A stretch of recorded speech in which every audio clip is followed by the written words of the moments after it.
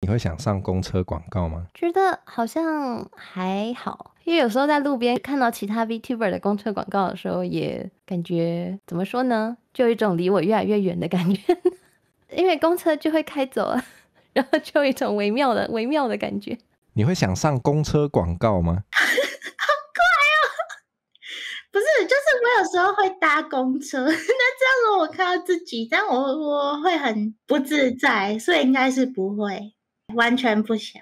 你有上过公车广告吗？好像还没有但是我有帮别人做过公车广告。我那时候好像是写那个标题字，所以上公车广告可能会变成一个 V 生目标之一吧，还会在那个 V 生 checklist 里面之一。